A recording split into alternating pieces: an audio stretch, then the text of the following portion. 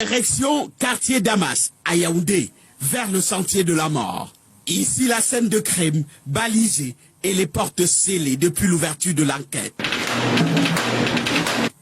C'est le domicile de l'assassin présumé, laboratoire de cette horreur du samedi 6 avril 2024 au soir. Le fils maudit rentre là pour raconter son crime. La victime, sa génitrice, vient ici ce jour-là, en bonne mère, voir son fils en location depuis un certain temps et lui laisser à manger. Elle constatera que le mobilier acheté avait disparu.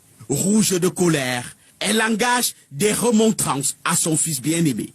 Il va utiliser un subterfuge en disant à sa mère que ce matériel se trouve dans la chambre.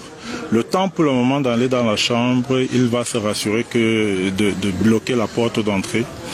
Il va se saisir de sa main, va la plaquer sur le lit, lui attacher de main et l'étouffer. L'étouffer avec la tête d'oreiller jusqu'à ce que mort s'ensuive.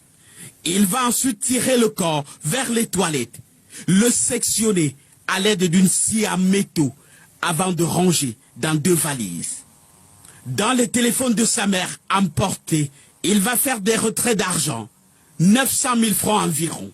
Il ira s'acheter une PlayStation 2, téléphone et plein de petits gadgets.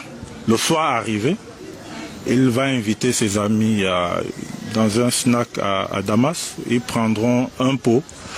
Et il va s'excuser vers minuit pour prétextant avoir une course. Mais en fait, la course, c'était aller chercher les effets les sacs dans lesquels sa mère était emballée. Direction Etoameki, dans ce ruisseau, il va jeter les 2 valises contenant les restes de sa maman.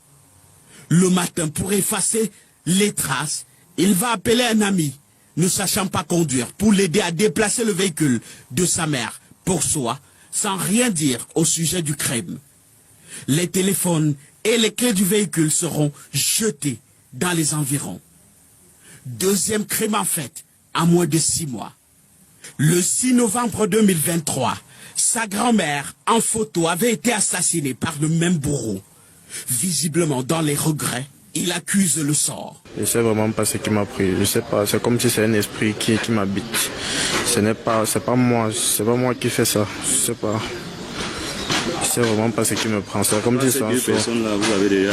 Ce sont des caméras de surveillance qui permettront à la gendarmerie nationale d'interpeller l'assassin. Fin de parcours. Place à la justice.